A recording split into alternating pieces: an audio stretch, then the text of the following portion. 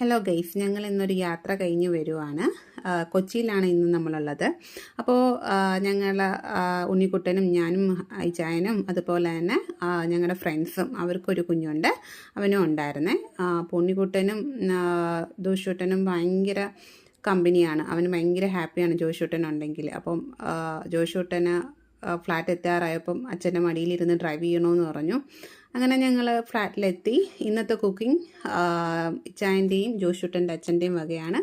അപ്പം ഞങ്ങൾക്ക് പ്രത്യേകിച്ച് പണികളൊന്നുമില്ല.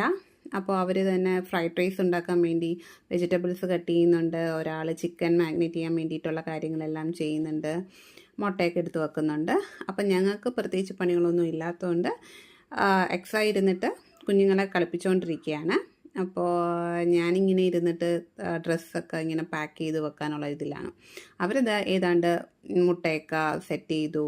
ഇവിടെ തകർത്തു വെജിറ്റബിൾസ് ഞാനിരുന്ന് കട്ട് ചെയ്തുകൊണ്ടിരിക്കുകയാണ്. പിന്നെ അവർ അക്സയും പിള്ളേരും ഭയങ്കര കളിയാണ്. പിള്ളേരെ രണ്ടുപേരെയും എക്സ നോക്കി. അപ്പോൾ ഇവിടെ ഫ്രൈഡ് റൈസ് ഇങ്ങനെ വെജിറ്റബിൾസൊക്കെ വെച്ച് എല്ലാ വെജിറ്റബിൾസും ആഡ് ചെയ്തിട്ടുണ്ട്. വീട്ടിലുള്ള എല്ലാ വെജിറ്റബിൾസും ആഡ് ചെയ്തു.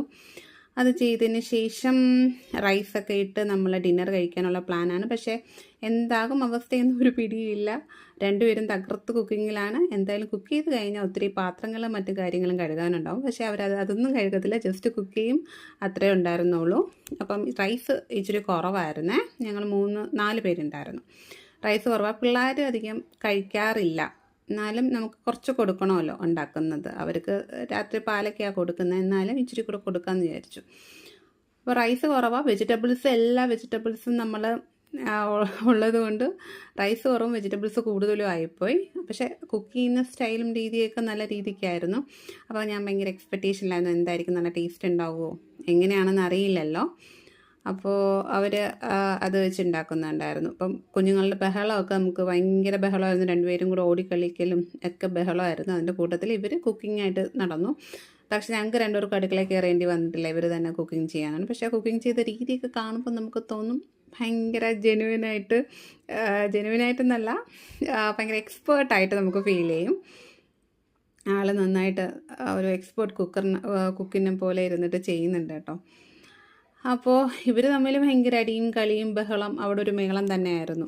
ഫ്ലാറ്റ് ആയതുകൊണ്ട് ഞാനിങ്ങനെ പതുക്കെ എന്ന് പറയുന്നുണ്ടായിരുന്നു. പിന്നെ പെട്ടെന്ന് തന്നെ ഫുഡായി. എനിക്ക് തോന്നുന്നു 1 മണിക്കൂർ എടുത്തതേ ഉള്ളൂ അവർ കുക്കിങ്ങിനും. കാരണം ഒരാൾ കട്ട് ചെയ്യുന്നു, ഒരാൾ കുക്ക് ചെയ്യുന്നു, അങ്ങനെയൊക്കെ ആയിട്ട് പെട്ടെന്ന് കുക്കിംഗ് ആയി. അപ്പം ഞങ്ങളിങ്ങനെ ഡിന്നർ കഴിക്കാൻ പോവാണ് ഗൈസ്. അപ്പോൾ ഇന്ന് ഇത്രയേ ഉള്ളൂ. അപ്പം ഞങ്ങൾ ഡിന്നർ കഴിച്ചിട്ട് നേരെ കിടന്ന് ഉറങ്ങാൻ പോവാം. നാളെ കുറച്ച് ഞങ്ങൾക്ക് പ്ലാനൊക്കെ ഉണ്ട്. അപ്പോൾ ഇതാണ് ഞങ്ങൾ ഉണ്ടാക്കിയത്: ഫ്രൈഡ് റൈസ്, ചിക്കൻ ഫ്രൈ, അതുപോലെ തന്നെ നമ്മൾ ഓർഡർ ചെയ്ത മറ്റേ കറി, ഒരു ഗ്രേവി ടൈപ്പ്. ഇതെല്ലാം കഴിച്ച് ഞങ്ങൾ ഉറങ്ങാൻ പോവാണ് ഗൈസ്. Bye bye.